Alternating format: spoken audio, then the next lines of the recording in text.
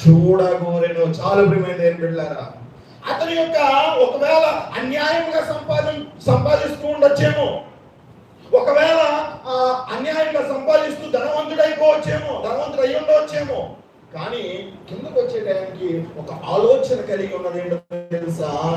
యేసు ప్రభు ఆ మార్గాన్ని వచ్చి చూడగా ఈయనకు ఒక ఆశ పుట్టింది, ఆయన ఎవరు అని చూడగోరేను. హల్లెలూయా, హల్లెలూయా.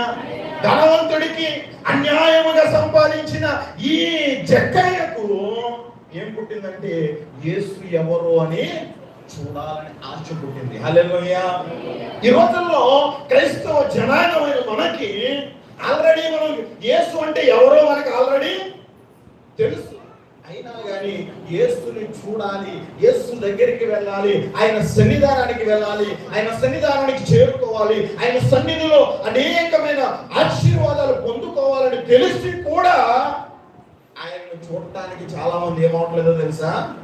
ఇష్టపడలేదు. హల్లెలూయా. కానీ దేవుని ప్రియమైన దేవుని బిడ్డలారా, ఇతనికి కొంచెం గర్వం కూడా ఉండొచ్చు. ధనం ఉన్నప్పుడు ఆటోమేటిక్ ఏమవుతుంది? గర్వం వస్తుంది. అంటే ధనం ఉన్న ప్రతి ఒక్కరికి రాదలేండి, కొంతమంది అన్నికి మనకి ఉంటారు. మొన్నే మొక్క సత్యబాబు గారని ఐపీఎస్, మీకు తెలుసా లేదా? తెలుసా? మొక్క సత్యబాబు గారని ఐపీఎస్ ఆఫీసర్. ఆయన్ని కలవడానికి వెళ్తే ఆశ్చర్యపోయాను నేను. అసలు ఆయన ఐపీఎస్ లేకపోతే కానిస్టేబుల్ అనిపించింది నాకు. ఎంత వినయం. అందరూ అలా ఉంటారు. కానీ ధనం ఉన్నప్పుడు ఏదో కొంత, మొన్నప్పుడు అన్నాను చెప్పాను కదా ఆల్రెడీ, ధనం ఉంటే ఎవడికి భయపడవలసిన లేదంట. ఆడ ఉద్దేశం ఏంటంటే దేవుడికి కూడా భయపడవలసిన లేదు అన్నట్టుగా మాట్లాడాడు ఆ రోజున. అటువంటి ధనవంతుడికి యేసు ఎవరో అని చూడాలని ఆశ కలిగింది. ఎవరో అని చూడాలని ఆశ కలిగింది. రోజున యేసుని చూడాలని ఆశ ఉండాలి. ఈరోజు ఉపవాస కొడుకులు ఎందుకు తెలుసా? యేసుని దర్శించాలని, యేసుని కలుసుకోవాలని, యేసుని ప్రత్యేకంగా ఈ 3 రోజులు ఎప్పుడో ఆదివారం ఆరాధనకు వస్తాం, మళ్ళా ఆదివారం వచ్చేంత వరకు మనకి కొంతమంది బైబిల్ దులుపుకొని వచ్చే వాళ్ళు కూడా చాలా మంది ఉన్నారు. ఎంతమంది దులుపుతారో సార్ దేవునికి స్తోత్రం చెప్పండి. ఎవ్వరూ దొరకరు. దేవునికి మహిమ కలుగును గాక. హల్లెలూయా. మీరు ఉండకపోవచ్చు, నాకు బాగా తెలుసు, చాలా మంది కొంతమంది ఉంటారు. ఆదివారం పెట్టేస్తారు బైబిల్, ఎక్కడ సెల్ఫ్ లో పెట్టేస్తారు. ఎంత సెల్ఫ్ లో పెట్టినా కంపల్సరీ మూసు పట్టేస్తుంది. మళ్ళా ఆదివారం దాన్ని దులిపి తీసుకొచ్చే వాళ్ళు చాలా మంది ఉన్నారు. అలాంటి సమయంలో దైవజనులు వ్యయ ప్రయాసలతో ఈ 3 రోజులు ఇంకా కంటిన్యూస్ గా, మీరు ఇప్పుడు వచ్చారు, మళ్ళీ ఎప్పుడు వెళ్తారు? 2-2:30కి వెళ్తారు, 2 గంటలు ఇంటికాడ ఉంటారు, మరలా దేవుని సన్నిధానం 6 గంటలకే. అంటే ఇంకా ఈ 3 రోజులు దినమంతయు యేసయ్యతో సహవాసం. గల కారణం ఏంటో తెలుసా? మీరందరూ కూడా యేసయ్యను రుచి చూడాలని. హల్లెలూయా, హల్లెలూయా. యేసయ్య యొక్క రుచి తెలుసుకోవాలని. అందుకే ప్రభు అంటాడు కదా, ఆయన ఉత్తముడని రుచి చూచి తెలుసు. చాలా ఉత్తముడు. నా ప్రయోజనం, మీ అయ్యగారు మా సంఘంలో చెప్పిన మాట, ప్రయోజనం. ఏంటి ప్రయోజనం? ప్రియమైన దేవుని బిడ్డలారా, అవును, దేవుని చూచుటే ప్రయోజనం. ఆయన ఎవరో తెలుసుకునిటే. కొంతమంది ఉంటారు ప్రియమైన దేవుని బిడ్డలారా, దేవుని సన్నిధానానికి వస్తుంటారు కానీ ఆయన ఎవరో తెలియకుండా ఉంటుంటారు. అలా కాదు, మనం ఏం చేయాలంటే యేసును మనము రుచి చూడాలి. ఒక్కసారి కనుక రుచి చూసామనుకోండి, అది కనుక రుచి మనకి ఇష్టమైంది అనుకోండి, ఆ రుచిని వదులుతామా? చెప్పండి. ఒక్కసారి కనుక పులుసు అలవాటైంది అనుకోండి, 20,000 అంటే 40,000 అంటే సంవత్సరానికి కంపల్సరీ కొనేయాలి. ఎందుకు? దాని రుచిని మనము ఆస్వాదించాం కాబట్టి. అలాగే యేసయ్య రుచిని చూస్తే ఎన్నడూ కూడా దేవుని సన్నిధానాన్ని విడిచి ఉండలేదు. ఆ రుచి చూసిన జక్కయ్య ఏం చేశాడో కింద మనం ఎంతో చూస్తాం. ప్రియమైన దేవుని బిడ్డలారా, చూడాలనుకున్నాడు. యేసు ఎవరో చూడాలనుకున్నాడు. యేసయ్య స్థితి ఏంటో చూడాలనుకున్నాడు. యేసయ్య పరిస్థితి ఏంటో చూడాలనుకున్నాడు. ఆయన చేసే మహత్కార్యాలు కల్లారా చూడాలనుకున్నాడు. వెంటనే యేసయ్యను చూడాలనుకున్న తర్వాత మనం చూడాలనుకుంటాం కానీ ఒక పక్కన ఒకడు ఉంటాడు. ఎవడో తెలుసా? ఎవడో సాతాను గారు. వాడు అడ్డంకులు చాలా పెడుతుంటాడు. దేవుడి మందిరానికి వద్దాం అనుకుంటే అప్పుడే ఏం గుర్తుంది తెలుసా? వర్షం గుర్తుంది. దేవుని మందిరానికి వస్తున్నప్పుడు అప్పుడే అనారోగ్యం చేస్తుంది. గల కారణం ఏంటంటే సాతాను గడంట సులువుగా చిక్కులు పెడతాడు. ఎలా పెడతాడు? సులువుగా. వాడు అసలు ఇది సాతాను గడు పెట్టాడా అనిపించదు మనకి. అంత సులువుగా సున్నితంగా చిక్కులు పెడతాడు. అలాగే జక్కయ్య కూడా ఇక్కడ చూశాడు, యేసయ్యను చూడాలనుకున్నాడు కానీ పొట్టివాడైనందున హల్లెలూయా హల్లెలూయా పొట్టివాడైపోయాడు. చూడాలనుకున్నాడు. ఎందుకు పొట్టివాడైపోయాడు? ఎందుకు ఈ పొట్టివాడైనందున చూడలేకపోయాడు అంటే పొట్టివాళ్ళు చూడొచ్చేసాను. కానీ యేసయ్య చుట్టూ ఎవరుండేవారు? యేసయ్య చుట్టూ ఎవరుండేవారు? జన సమూహము విస్తారంగా ఉండేవారు. బిడ్డారా, ఒక రాష్ట్రాన్ని పరిపాలించడానికి సిద్ధమవుతున్న జగన్మోహన్ రెడ్డి వస్తేనే అంత జనం ఉంటే, చనిపోయిన వారిని సహితము తిరిగి లేపిన యేసయ్య ఈ లోకానికి వచ్చాడంటే ఇంకెంత జనం వస్తారు? అలాగే జన సమూహం వచ్చేస్తే 5 రొట్టెలు ఎంతమంది ఉన్నారు? 5,000 మంది పురుషులు తిన్నారు. 5,000 మంది పురుషులు తిన్నారు. మహిళలు లెక్కట్లేదు. ఒక రకంగా చెప్పాలంటే ఆనాటి కాలంలో మహిళలు లెక్కలేదు అసలు. ఈనాటి కాలంలో కొంచెం రాజ్యాంగాలు మారినప్పటికీ మహిళలకు ఏమొచ్చిందంటే కొంచెం అధికారం వచ్చింది. ఆనాటి కాలంలో ఇప్పటికీ కూడా ఇజ్రాయెల్ దేశంలో మహిళల్ని ఏం చేయరు తెలుసా? కౌంట్ చేయరు, జనాభా లెక్కల్లో రాయరు. అలా కౌంట్ చేయకపోతే వాళ్ళు కూడా ఉన్నారు అక్కడ. చూడండి, యేసయ్య చుట్టూ ఎంత జనం ఉన్నారు. అంత జనం ఉన్నప్పుడు ఈ పొట్టోడైన జక్కయ్య చూడగలనా? చూడలేదు. యేసయ్యను చూడాలని ఆశ అయితే ఉంది. యేసయ్యను చేరుకోవాలని ఆశ అయితే ఉంది. యేసయ్యతో మాట్లాడాలని ఆశ అయితే ఉంది. యేసయ్య మాటలు వినాలని ఆశ అయితే ఉంది. కానీ అతనికి ఏమడ్డొచ్చింది? అతని యొక్క శరీరము పుట్టిదైపోవడం వలన అతను యేసయ్యను చూడలేకపోయాడు. హల్లెలూయా. కొన్ని సందర్భాల్లో మన శరీరము మనల్ని అభ్యంతరపరుస్తుంది. అందుకే కదా ఆత్మ సిద్ధమే గాని శరీరము బలహీనం. ఆత్మ ఎప్పుడు ఒకే అంటది. ఆత్మ ఎప్పుడు కూడా చేద్దాం అంటది. నువ్వు చేద్దామంటే శరీరం ఏం చేస్తుంది తెలుసా? శరీరం ఏం చేస్తుంది? చెప్పండి, శరీరం ఏం చేస్తుంది? బలహీనపరుస్తుంది. అంత అవసరం అంటావా ఇప్పుడు అంటది. ఇంకొక నిద్రకు 5 గంటలు లేద్దాం అనుకుంటారు చాలా మంది స్త్రీలు పురుషులు కూడా. దేనికి? ప్రార్థన చేయడానికి. రాత్రి పడుకునే ముందు అలారం పెట్టుకుంటాం. ఆత్మ సిద్ధమే. పొద్దుటే లేచి కనీసం లేదంటే అరగంట అయినా ప్రార్థన చేయాలి. ఈరోజు పాస్టర్ గారు చెప్పారు, మా అయ్యగారు చెప్పారు, సంఘంలో ప్రార్థన చేయమని చెప్పారు. ఈ రోజు అంటే ఆదివారం అంటారు కదా, ఆదివారం సాయంత్రం అలారం పెట్టుకుంటారు సోమవారం లేద్దామని. కానీ పడుకున్న తర్వాత దేనికి బలం ఎక్కువ తెలుసా? దేనికి బలం ఎక్కువ? శరీరానికి ఎంత లెగిద్దామన్నా లెగనవదో, ఎంత దుప్పటి తీద్దామన్నా ఆత్మసిద్ధమే. దేవుని బిడ్డలారా, ఈరోజు మీరు వాక్యం వినే ఉంటారు కానీ మరొకసారి దేవుడు బలపరుస్తున్నాడు. దేవుడు మీ అందరితో మాట్లాడుతున్న మాట ఏంటో తెలుసా? దేవుని బిడ్డలారా, ఆత్మ సిద్ధమే గాని శరీరము బలహీనమైపోయింది. శరీరము ఒక రకంగా చెప్పాలంటే నిన్ను అభ్యంతరపరిచేస్తుంది. యేసుని చూడాలనుకుంటున్నాడు జక్కయ్య. యేసుని చూడాలని ఆశ ఉంది. కానీ అతనుకున్న అవిటితనము, ఒక రకంగా అవిటితనమే ఆ పొట్టితనం అనేది. ఆ పొట్టితనం ఏం చేస్తుందో తెలుసు? ఆయన్ని చూడకుండా చేసేసింది. అడ్డొచ్చింది, శరీరం అడ్డొచ్చింది. తర్వాత పొట్టివాడైనందున మరియు అక్కడ కంపల్సరీ మీ ఏడు అక్కడ పెట్టుకుంటారు. అప్పుడు యేసు అతడు ముందుగా పరుగెత్తి ఆయనను చూచుటకు. ఇంకా ముందుకు చదువుదామమ్మా. ఆయన పొట్టివాడైనందున ఆ జనము, తర్వాత ఒకటేమో అతను పొట్టివాడైనందున, రెండవదేమో జనం ఏం చేశారంట? గుంపుడిపోయారు. హల్లెలూయా. జనం అడ్డొచ్చారు. ఇప్పుడు సొంత శరీరము ఒక పక్కన అడ్డొస్తుంటే ఒక పక్కనేమో జనం అడ్డొస్తున్నారు. జనం అంటే మనం అర్థం చేసుకోవాల్సింది ఏంటో తెలుసా? చుట్టూ ఇరుగు పొరుగు వారు, చుట్టూ ఉన్నవారు, లేకపోతే గ్రామస్తులు. ఒక ఆవిడ ఇలాగే ఈ రోజు నుంచి ఎలాగైనా దేవుని మందిరానికి వెళ్ళిపోవాలి, అసలు ఇంకా ఎవరు ఏమన్నా నేను దేవుని మందిరానికి వెళ్ళకుండా ఉండకూడదు, దేవుని మందిరంలో పడి చచ్చిపోవాలి, నేను అక్కడే ఉండాలని చెప్పేసి ఆవిడ తీర్మానం చేసుకుని బైబిల్ పెట్టుకుని వచ్చాకంటే ఆవిడని ఆ పక్కింటి ఆవిడ ఏదో అన్నదంట. ఆ మాట నేను చెప్పను కానీ ఇది కూడా వెళ్ళిపోతుంది అన్నదంట. ఎక్కడికి ఇది కూడా వెళ్ళిపోతుంది అన్నప్పటికి ఈవిడికి పాపం బాధ కలిగేసి బీపీరేజ్ అయిపోయి అక్కడ గొడవ పెట్టేసుకుందంట.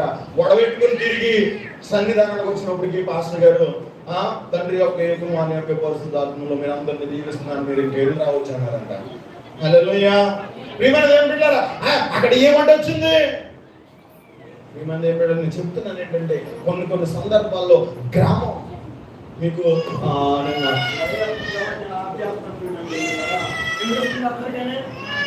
ఒకసారి ఎస్యాన గ్రామంలో మా డాడీ పరిచయం చేసేవారు. పరిచయం చేసుకున్న సమయంలో ఒక పెద్ద పాపు గారు, ఆయన పెద్ద గుడి ఉండాలి, గుడి పెద్ద గుర్తు రాలేదు, అందులో పూజారిగా చేసేవాడు. ఆయన దగ్గరికి వెళ్ళాలంటే ఆ గ్రామస్తులే భయపడతారు. అలాంటిది దేవుడు కృపను బట్టి మా డాడీ ఆయన ఇంట్లోకి వెళ్ళడం, కొన్ని మాటలు నార్మల్గా మాట్లాడుకోవడం, ఆయన చర్చికి కొంచెం హెల్ప్ చేయడం, ఇవన్నీ చేస్తున్న సమయంలో మొత్తం మీద ఏమైందో ఒక రోజు దేవుడు సువార్త అనేది ఆయన దగ్గరికి వెళ్ళింది. ఇంక నేను బయటకు వచ్చేస్తాను, ఎక్కడికి? ఆ గుడిలో నుంచి అన్నట్టు నేను బయటకు వచ్చేసి దేవుడిని నమ్ముకుంటానండి, యేసు ప్రభువుని నమ్ముకొని రక్షణ తీసుకుంటానండి అని చెప్పేస్తే ఆయన చాలా సంతోషించి అనుకున్న వాళ్ళందరికీ చాలా మందికి చెప్పేసి ఆయన మనం బాప్తిస్మం ఇస్తున్నాం అనుకున్నప్పటికి ఇంకా రేపు పొద్దున బాప్తిస్మం తీసుకుంటాడు. ఆయన సాయంత్రం పడుకున్నాడు. సాతాను కలలో ఏం చేస్తాడో తెలుసా? ఒక 7 పాములంట ఇక్కడ కూర్చొని ఎక్కడ జరిగిన సంఘటన నేను గట్టిగా చెప్పట్లేదు, ఇక్కడ కూర్చున్నాయంట కలలో. నువ్వు ఎక్కడికన్నా వెళ్తే నేను చంపేస్తానంట. అంటే సాతానుగాడు వాడి పని వాడు చేసుకుంటూ మనం చూడాలని ఆశపడతాం, బాప్తిసం తీసుకోవాలని ఆశపడతాం. ఎప్పుడైతే నువ్వు రక్షణ తీసుకోవాలని ఆశపడ్డావో కంపల్సరీ నీకు ఎవరు శోధన ఉంటుందో తెలుసా? అపవాది శోధన కంపల్సరీ ఉంటుంది. హల్లెలూయా, హల్లెలూయా. జరిగిన సంఘటన, మా నాన్నగారి జీవితంలో జరిగిన సంఘటన. వెంటనే అయ్యగారు అయ్య బాబోయ్ బతుకుంటే అలాగే ఉంటాను కానీ నేను మాత్రం అక్కడికి రానండు అన్నాడు. అన్న తర్వాత హల్లెలూయా, హల్లెలూయా. అటువంటి సమస్య, అటువంటి అడ్డు మన జీవితంలో కూడా వస్తుంది. ఉపవాస కూడుకులు పెట్టిన ఆ టైంలోనే మనకి ఏవో పనులు ఉంటాయి, ఏవేవో ఉంటాయి, కానీ ఆశ ఉండాలి. ఏంటో తెలుసా? యేసుని చూడాలని ఆశ. హల్లెలూయా.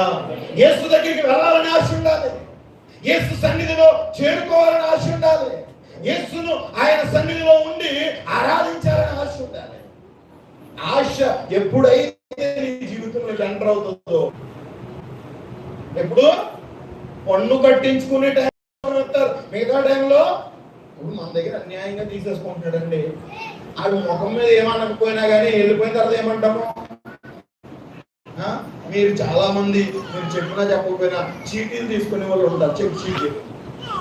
ఆయన ఎదుర్కొంటూ తిడతారేంటి ఆయన్ని? మనం ఆయన డబ్బులు ఇవ్వాల్సి ఉండినా ఆయన ఎదుర్కొంటా బాబాయ్ అంట. అటు ఎదుర్కొన్నాక ఏమంటాం చెప్పండి?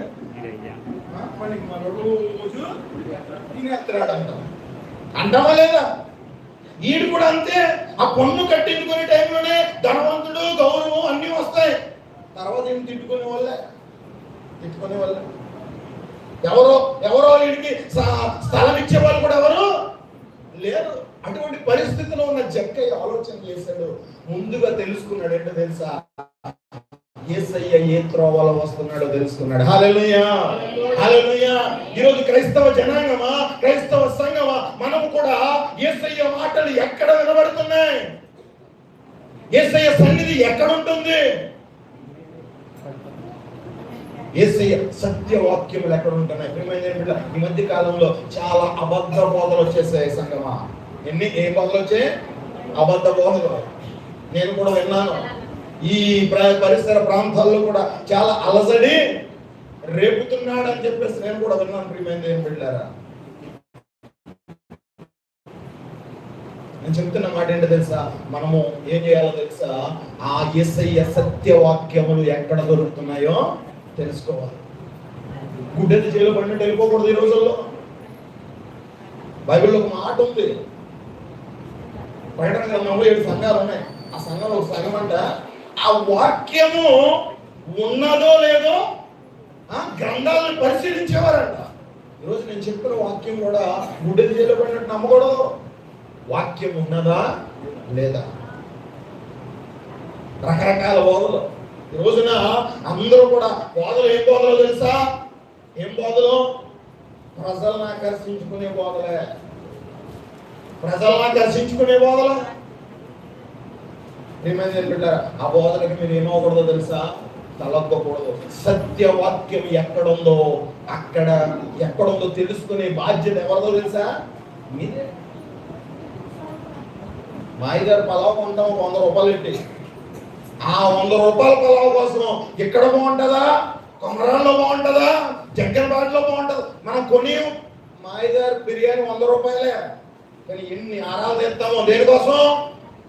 ఎక్కడ బాగుంటుందని. మరి మీ జీవితాన్ని నిలబెట్టే వాక్యము ఎక్కడ సమృద్ధిగా ఉందో మీకు తెలుసుకోవాల్సిన బాధ్యత మీదే. ప్రేమ బిడ్డలారా, ఇప్పుడు జక్కయ్య కూడా అదే చేశాడు. యేసయ్య అనగా ఎవరు? యేసయ్య అనగా ఎవరు? అర్థం చెప్పండి. అసలు యేసయ్య ఏ స్వరూపంలో ఉన్నాడు? నేను దేవునికి స్తోత్రం కలుగును కాదు, మీ యొక్క దేవాలయంలో ఫోటోలు ఎక్కడ లేవు. యేసయ్య ఫోటో ఉంది కదా, ఆ ఫోటోలో అలా ఉంటాడా దేవుడు? ఉండడు. ఆ ఫోటోలో ఆకారం దేవుంది కాదు, ఆయన ఓంకారంలో ఉన్నాడు. ప్రేమ పిల్లారా, అంటే శబ్దం. యోహాను సువార్తలో మాట ఉంటారు. యోహాను సువార్త 1:1 ఆది యందు వాక్యం ఉండెను. అసలు ఆది యందు ఏముంది? వాక్యం. దేవుడే చెప్పలేదు అక్కడ. ఏమనుంది? వాక్యం ఉంది. వాక్యము దేవుని యొద్ద ఉన్నది. ఆ వాక్యము దేవుడై ఉండేది. అంటే వాక్యము ఈక్వల్ టు ఎవరు? ఇప్పుడు దేవుడు.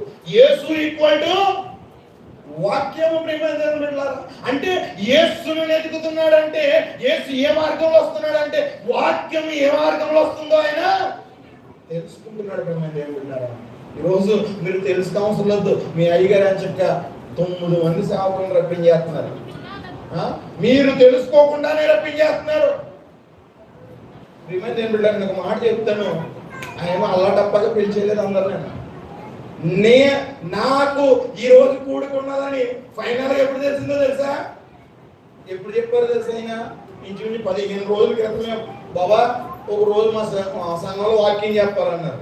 24 25 చెప్తాను బాబా, అలా డేట్లు పెట్టుకో బాబా అంటే చెప్పలేదు. ఆఖరికి చెప్పేసారు అనుకున్నారంట.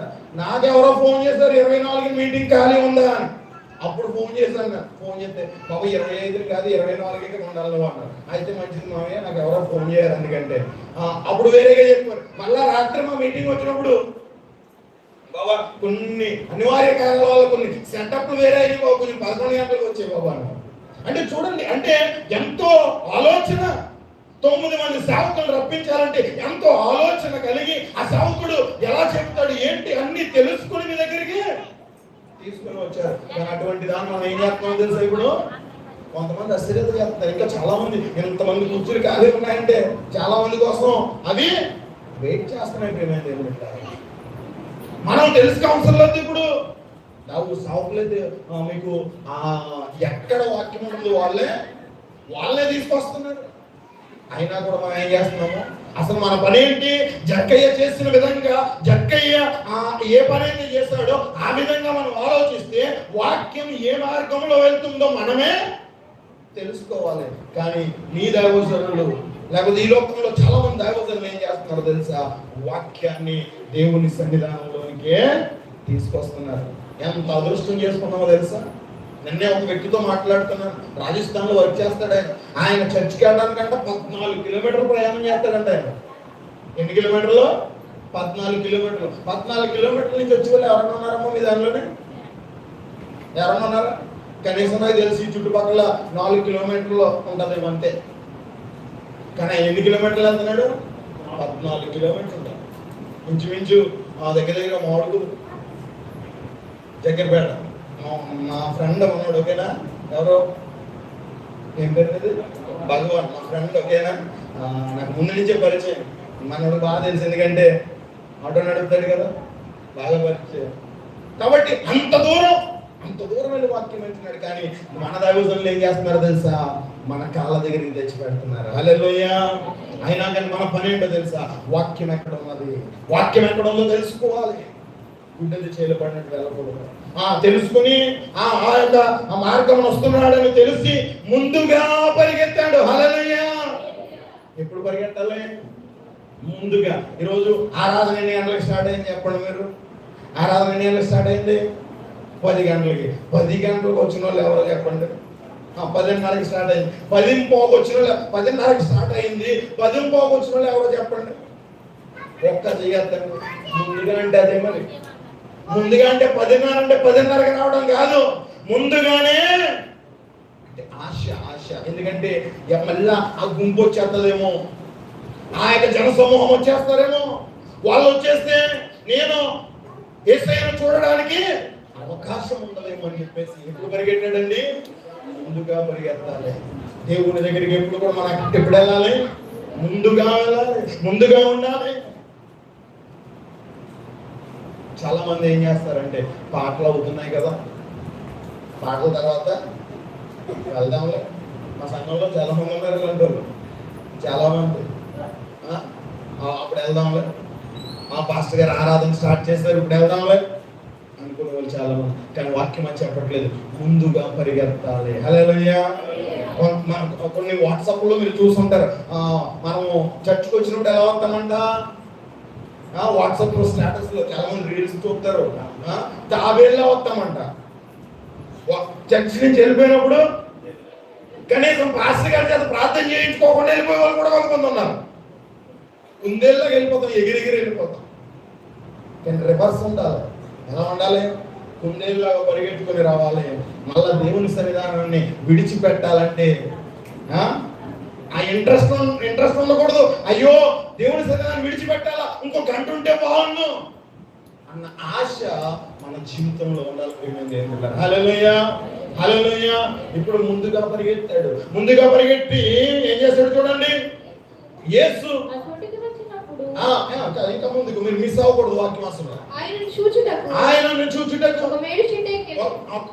ముందుగా పరిగెత్తి ఆయనను చూచుటకు ఒక మేడు చెట్టు ఎక్కాను. హల్లెలూయా. ఇప్పుడు ఏం చేశాడు తెలుసా? మేడు చెట్టు ఎక్కాడు. ఇంకో విషయం చెప్తాను ఈ విషయానికి వెళ్లే ముందు. అసలు ఎప్పుడైనా జగన్మోహన్ రెడ్డి గారు కానీ, ఎప్పుడైనా చంద్రబాబు నాయుడు గారు కానీ, లేకపోతే deputy chief minister Pawan Kalyan గారు కానీ పరిగెట్టడం చూసారా మీరు? పరిగెట్టడం చూసారా? పరిగెట్టడం ఎందుకు పరిగెట్టరాళ్ళు? వాళ్ళకి పరిగెట్టవలసిన అవసరత లేదు. పని వాళ్ళు ఉంటారు, వీళ్ళు ఉంటారు, ధనం ఉంది, వాళ్ళు పరిగెత్తి పనులు చేసుకోవాల్సిన పరిస్థితి వాళ్ళకి.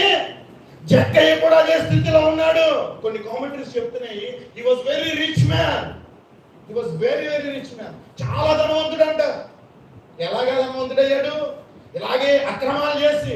ఆ అక్రమాలు నేను చెప్తున్నాను, వాళ్ళు చెప్తున్నారు, కిందకి వెళ్ళాక చూద్దాం. ప్రియమైన దేవుని బిడ్డలారా, ఓకేనా? ప్రియమైన దేవుని బిడ్డలారా, ఇలాగ అక్రమాలు చేసి ధనవంతుడు అయిపోయాడు. ఆ ధనవంతుడికి పరిగెత్తవలసిన పని ఏమాత్రమును లేదు. కానీ యేసయ్య కోసం పరిగెత్తాడు. దేవునికి స్తోత్రం కలుగును గాక. యేసయ్యను చూడటం కోసం పరిగెత్తాడు. తర్వాత మేడి చెట్టు ఎక్కాడు. ఒకవేళ సీఎం గారికి కానీ ఇప్పుడు చెప్పాను కదా పేర్లు, వాళ్ళు ఎవరికైనా సరే చెట్టు ఎక్కవలసిన పని ఉంటుందా? చెట్లు ఎక్కవలసిన పని ఉంటుందా? ఏం అవసరం ఉండదు. ఎందుకంటే ధనం ఉంది. ఒరే ఇలా వచ్చారు అవి చెయ్యంటే చేస్తారు. ఏమని దేవుడారా, ఈరోజు మేడి చెట్టు ఎక్కవలసిన పరిస్థితి. ఒకవేళ అతనికి ధనవంతుడైన ఈ జక్కయ్యకు నేను ఒక మాట అంటాను, అతనికి చెట్టు ఎక్కడం కూడా రాకపోవచ్చు, ఎప్పుడు ఎక్కి ఉండకపోవచ్చు. ఎందుకంటే ఆటోమేటిక్గా ధనం ఉందనుకోండి, మనం ఏం చేస్తాం? ఆ ధనం ఉందనుకోండి ఏం చేస్తాం మనం చెప్పండి? ఒక కూలి పని చేసుకోవాలి, అది మన వల్ల అయిపోతుంది. కానీ ధనం ఎక్కువ ఉంది, ఏం చేస్తాం? మనం కుర్చీలో కూర్చుంటాం, కూలోని పెట్టుకుంటాం. అదే పరిస్థితి ధనవంతుడు చేసి ఉండొచ్చు, ఆ జక్కయ్య చేసి ఉండొచ్చు. కానీ ఇప్పుడు ఏం చేస్తున్నాడు తెలుసా? యేసయ్య కొరకు మేడి చెట్టు ఎక్కాడు. హల్లెలూయా. ఎప్పుడు ఎక్కలేని, నాకు తెలిసి ఇంకొక సైంటిఫిక్ గా మనం మాట్లాడుకుంటే, అసలు పొట్టు వాళ్ళంట ఏం చేయలేరు తెలుసా? పొట్టు వాళ్ళు ఏం చేయలేరు, చెట్లు ఎక్కడం చాలా కష్టం. ఎందుకంటే వాళ్ళ కాళ్ళు కోసం ఉంటాయి, వాళ్ళ చేతులు కోసం ఉంటాయి. ఎగ్జాంపుల్ నేనే, చిన్న చెట్లు కూడా ఎక్కడంటే కష్టం నేను, ఎందుకంటే మనకు సరిపోదు, ఎక్కలేము, ఆ యొక్క ప్రాక్టీస్ లేదు. అటువంటి ప్రాక్టీస్ లేని ఈ వ్యక్తి మేడి చెట్టు ఎక్కేశాడండి. ఎందుకో తెలుసా? దేవుణ్ణి చూడాలని, యేసుని చూడాలని. హల్లెలూయా. అడ్డంకులు వచ్చాయి, శ్రమలు వచ్చాయి, ఇబ్బందులు వచ్చాయి, కష్టాలు వచ్చాయి, కానీ యేసుని చూడటం కోసం ముందుగా పరిగెత్తేశాడు. ఒక ప్లాన్ వేసుకున్నాడు, ఒక ప్రణాళిక వేసుకున్నాడు, ఒక ప్రణాళిక వేశాడు. వేసిన తర్వాత వెళ్ళిపోయి చెట్టు ఎక్కిన తర్వాత ప్రియమైన దేవుని బిడ్డలారా, చక్కని మాటలు చూస్తాం అక్కడ. చూడండి ప్రియమైన దేవుని బిడ్డలారా, చూడండి ఒకసారి చదువుదాం. అక్కడ యేసు ఆ చోటికి వచ్చినప్పుడు, ఆ చోటికి, ఏ చోటికి? ఈయన ఏదైతే మేడి చెట్టు ఎక్కాడో ఆ చోటికి వచ్చినప్పుడు కన్నులెత్తి చూచి, ఎవరు చూస్తున్నారు? ఇప్పుడు చెప్పాలి, ఎవరు చూస్తున్నారు? యేసయ్య కన్నులెత్తి చూస్తున్నాడు. కన్నులెత్తి చూచి, జక్కయ్య త్వరగా దిగుము. హల్లెలూయా.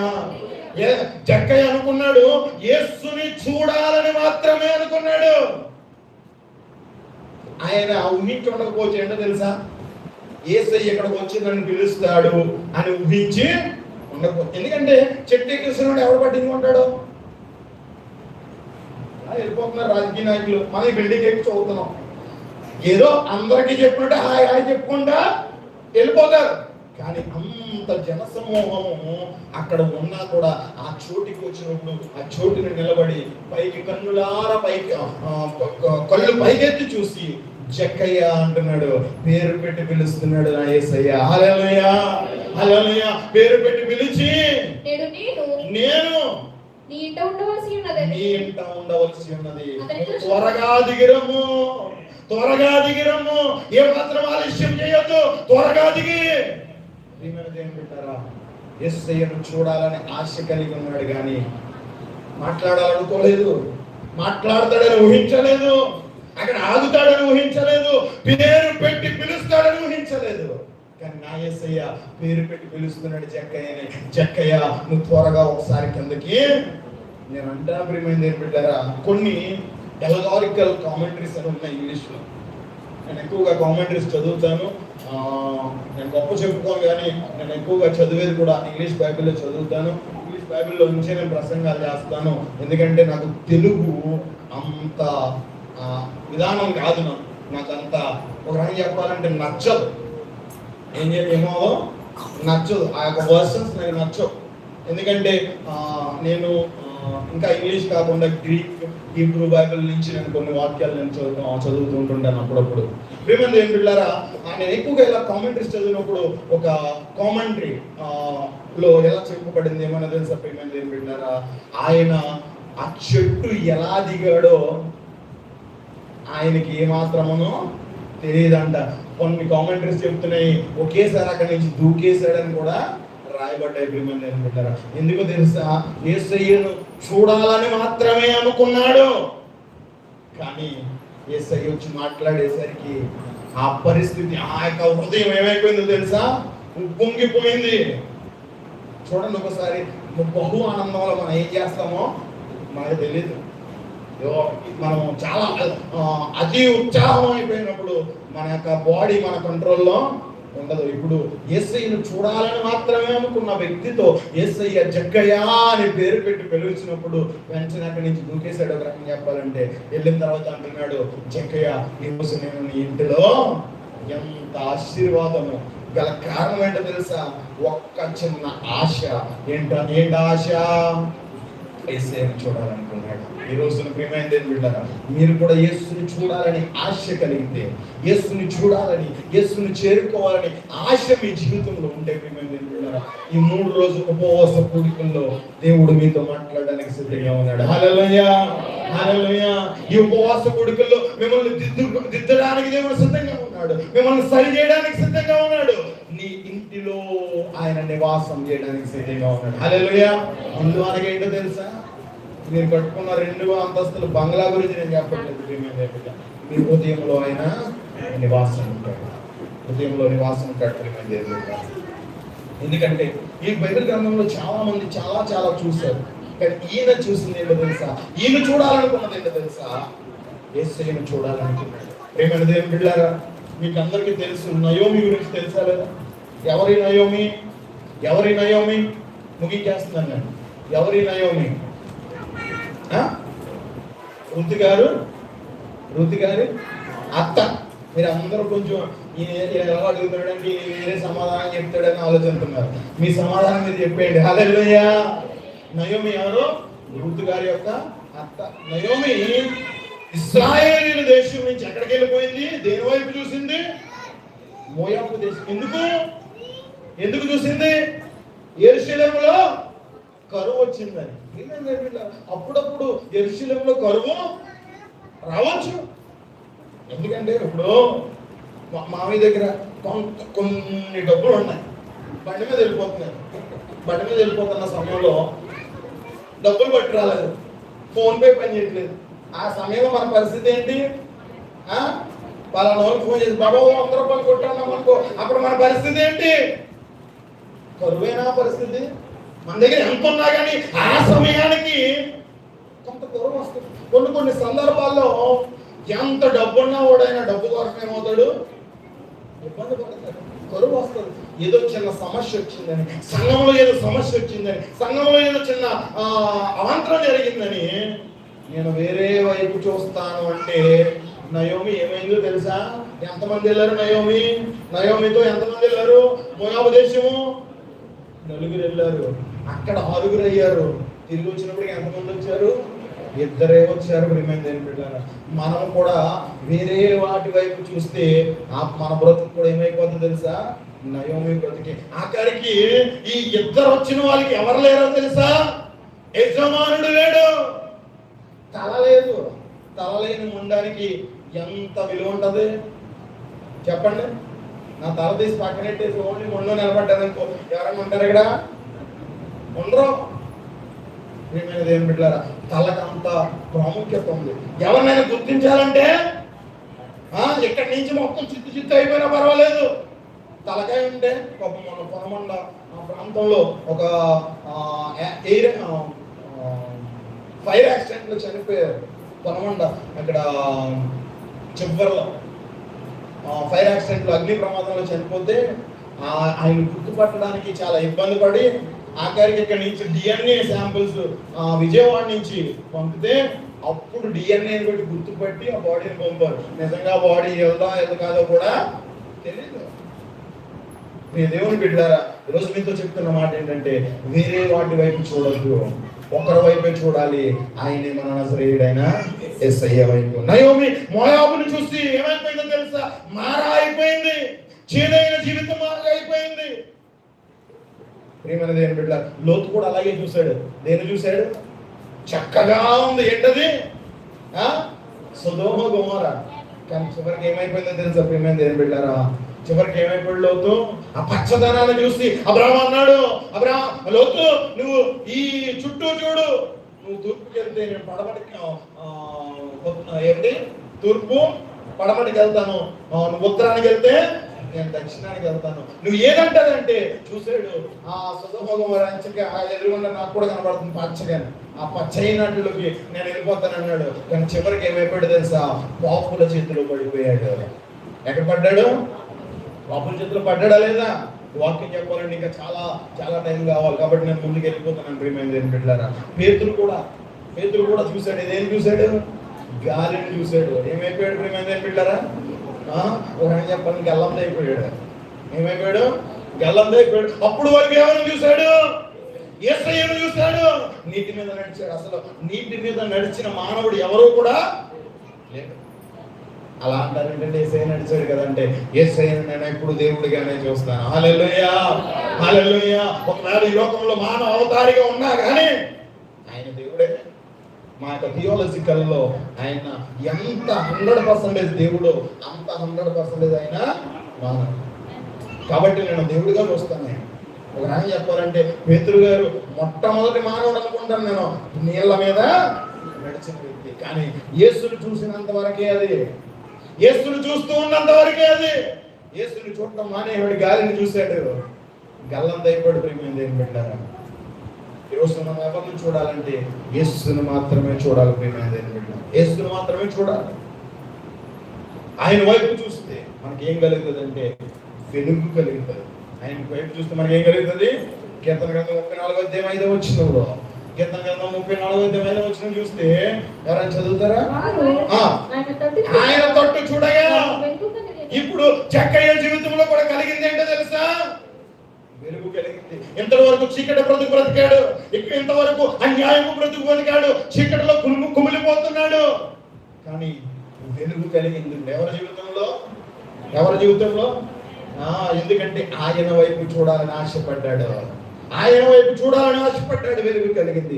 ఆయన వైపు చూస్తే నిరీక్షణ వస్తుంది. యెషయా గ్రంథం 51:5 చూస్తే, యెషయా గ్రంథం 51:5 చూస్తే,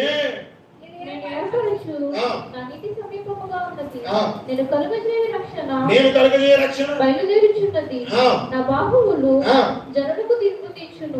దివ్యవాసులు నా తట్టు చూసి నిరీక్షణ గలవారవుదురు. హల్లెలూయా. యేసయ్య వైపు చూస్తే ఏం కలుగుతుందంటే మనకి నిరీక్షణ వస్తుంది. నిరీక్షణ, చాలా నిరీక్షణ వస్తుంది. ఈరోజు యేసయ్య వైపు చూస్తే వెలుగు వస్తుంది, యేసయ్య వైపు చూస్తే నిరీక్షణ వస్తుంది. యేసయ్య వైపు చూస్తే చివరికి ఏమొస్తుందో జక్కయ్య జీవితంలోంచి చూద్దాం. ప్రియమైన దేవుని బిడ్డలారా, చూద్దాం అక్కడ. సంతోషముతో ఆయనను చేర్చుకొని ఆయన తన ఇంటిలో చేర్చుకున్న తర్వాత చూడండి,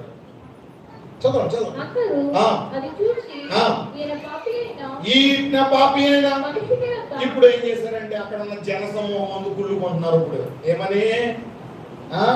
ఎంతవరకు మనం ఆయనతో ఉన్నామో, ఎంతవరకు ఆయనతో నడిచి వచ్చాము, ఆయనతో ప్రతి దిక్కి వెళ్ళాము, ఈయన చెట్టు ఎక్కాడా లేదో. ఇప్పుడు ఏం చేస్తున్నాడు ఈయన? ఒక పాపి ఇంట్లో ఉన్నాడని బస్ చేస్తున్నాడని చెప్పేసి చుట్టూ ఉన్న వాళ్ళు ఏం చేస్తున్నారు? ములుక్కొన్నారు. ములుక్కొని ఉండాలని పట్టించుకోవద్దు. హల్లెలూయా. కొంతమంది ఆటోల మీద రాస్తుంటారు, నీ ఏడిపే నా ఎదుగుదలని. హల్లెలూయా. వాళ్ళంతా ఏడ్చినా అసలైన ఆశీర్వాదం వచ్చేసింది. నేను నీ ఇంట్లో ఉంటానంటున్నాడు దేవుడు. తర్వాత ఇంకా చక్కని వాటి కింద చదువుదాం. ప్రభువా ఎప్పుడైతే యేసయ్య హృదయంలోకి వచ్చాడో ఆటోమేటిక్ ఏమొచ్చేసిందో తెలిసి ఇంట్లోకి మారు మనసు వచ్చేసింది. ఇప్పుడు హల్లెలూయా. మారు మనసు వచ్చేసి అంటున్నాడు, ఎవరి దగ్గర అయితే నేను అన్యాయముగా, ఇందాక నేను అన్నాను కదా అక్రమంగా సంపాదించాడని, ఆ మాట కరెక్టా లేదా? ఇప్పుడు నేను చెప్పట్లేదు ఆ మాట, అన్యాయంగా సంపాదించాడని. ఆ జక్కయ్య చెప్తున్నాడు, ఎవరి దగ్గర అయితే నేను అక్రమముగా తీసుకున్నాను దాన్ని ఏం చేస్తానంటున్నాడు? 4 వంతులు. ముందేమో సగమేమో బీదలకు ఇచ్చేస్తాడంట, మిగతా సగము రూపాయి ఎవరి దగ్గర తీసుకుంటే 4 వంతులు వేసి ఇచ్చేస్తాడు. ఏమొచ్చింది ఇప్పుడు? మారు మనసు. హల్లెలూయా. మారు మనసు కోసం కొట్టుకోవాల్సిన పని లేదు. యేసయ్యను చూడాలని ఒక ఆశ నీతో ఉంటే, దేవుడు నీ హృదయంలోనికి వస్తే ఆటోమేటిక్ గా మనకి ఏమొస్తుంది? ఇప్పుడు మారు మనసు. హల్లెలూయా. హల్లెలూయా. ఈ ఉపవాస కూడికలు కూడా ఎందుకో తెలుసా? యేసయ్యను చూడాలని. నువ్వు ప్రతి ఒక్కరు ఇక్కడ కూర్చున్న ప్రతి ఒక్కరు కూడా యేసయ్య దర్శనము పొందుకోవాలని దైవజనుని ఆశ. తద్వారా మీ హృదయంలోనికి ఎవరు రావాలని ఆశ? యేసయ్య రావాలని ఆశ. యేసయ్య రావటం ద్వారా మీరందరూ ఏం పొందుకోవాలి? మార్పు పొందుకోవాలని దైవజనుని ఆశ. అందుకే ఉపవాస కూడికలు. మారు మనసు వచ్చింది. మారు మనసు వచ్చిన తర్వాత అసలైంది ఏంటో వచ్చిందో చూద్దాం. ప్రేమ బిడ్డలారా, మారు మనసు వచ్చింది. చదవండి, ముగించేస్తాను. అందుకు యేసు ఇతడును అబ్రాహాము కుమారుడే, ఎందుకనగా నేడు ఈ ఇంటికి రక్షణ వచ్చింది. చెప్పులు కూడా దేవుని మహిమ పరచుదాం అందరమని. హల్లెలూయా. ప్రియమైన దేవుని బిడ్డలారా, జక్కయ్య ఇంటికి ఏమొచ్చింది? ఇప్పుడు రక్షణ వచ్చింది.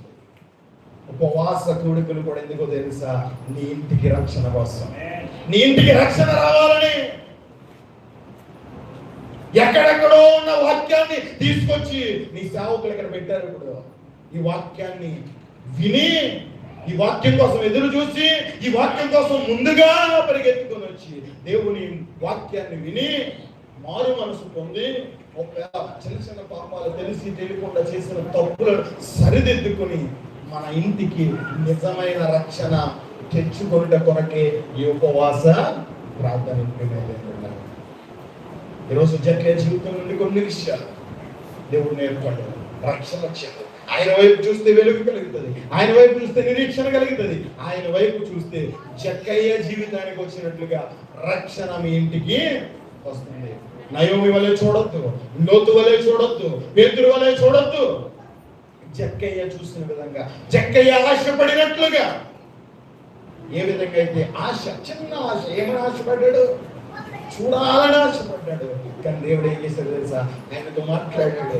ఆయనతో మాట్లాడిన దేవుడు ఆయన హృదయంలోనికి వచ్చాడు, ఆయన ఇంటిలోనికి వచ్చాడు. ఇంటికి వచ్చిన దేవుడు ఆయనకు మార్పును కలిగజేస్తాడు.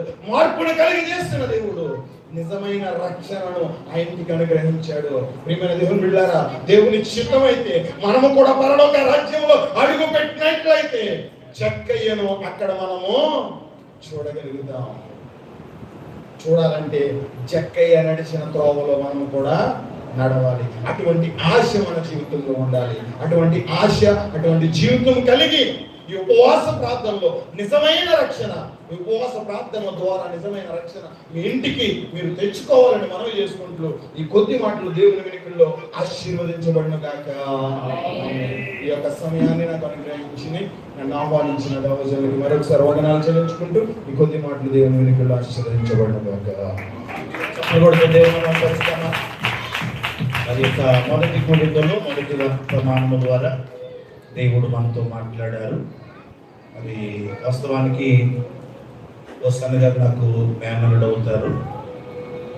మరి వారికి మాకున్న పరిచయాన్ని బట్టి దేవుని పనిలో, మరి వారి యొక్క పరిచయలో నేను, మా పరిచయలో వారు వాడబడుతుంటాము. మరి వారి నాన్నగారి పేరు వరదన కుమార్ గారు, గద్దెనల్ వారు కూడా మన మధ్యకి వచ్చారు. మరి వారు ఓసన గారు అయితే కేరళ ప్రాంతానికి వెళ్ళి కేరళ ప్రాంతంలో 3 సంవత్సరాలు బైబిల్ తర్పిదయ్యి మరి దేవుని పరిచయం చేయడానికి వారు దేవుని చేత ఎన్నుకోబడి అనేక ప్రాంతాల్లో యవ్వన వయసులో, మరి నాకంటే చిన్నవాడైనప్పటికీ అద్భుతంగా ఇంగ్లీష్లో వర్తమానం ఇవ్వగలుగుతారు. అనేక స్థలాల్లో చక్కగా దేవుని చేతులు వాడబడుతున్నారు. ఈరోజు మరి దేవుడు మనకిచ్చినటువంటి ప్రార్థనా మందిరంలో మరి వారి ద్వారా దేవుడు మనల్ని బలపరచాలి. దేవునికి స్తోత్రం. మరి జక్క ఏ విధంగా అయితే యేసుని చూడాలని ఆశ కలిగి ఉన్నారో, జక్క ఆశను బట్టి దేవుడు జక్క జీవితంలో ఎలాంటి కార్యం జరిగించారో, మనము కూడా యేసయ్యను చూడాలి అనేటువంటి ఆశ కలిగి ఉన్నట్లయితే మన జీవితంలో కూడా దేవుడు అలాంటి కార్యాలు జరిగిస్తారని ఈరోజు దేవుని పిల్లలంగా మన ఆశ ఏమై ఉంది, ఎలాంటి ఆశ కలిగి మనం ఉంటున్నాం, మనం ఎటువైపు చూస్తున్నామో మనల్ని మనము పరిశీలన చేసుకుంటే ఉపవాస కోటాల్లో మరి జక్కయ్య వలె యేసయ్యను చూడని ఆశ కలిగి ఆయన వైపు మనం చూసినప్పుడు మన జీవితాల్లో గొప్ప కార్యాలు మనం చూడగలమని, మన ఇంటి వారందరికీ కూడా దేవుడు రక్షణిస్తారని, మనందరినీ దేవుడు ఆశీర్వదిస్తారని చక్కని వాక్యం అందించినటువంటి మరి దైవజనులు ఓసన్ గారికి నా శుభాశీస్సులు తెలియజేస్తున్నాను. దేవుడు ఆ బిడ్డనెక్కను ఆయన పరిచయలో బహుగా వాడుకొనును గాక.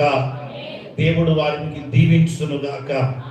మరి సమయంలో 2వ వర్తమానంలోకి మనం వెళ్దాం. 2వ వర్తమానంలోకి వెళ్ళే ముందు పాస్టర్ సహోదరి జ్యోతి వచ్చి ప్రత్యేకమైన మరి పాట పాడి ప్రభు యొక్క నామమును మహిమపరచాలని సమయాన్ని ఇస్తున్నాను. పాట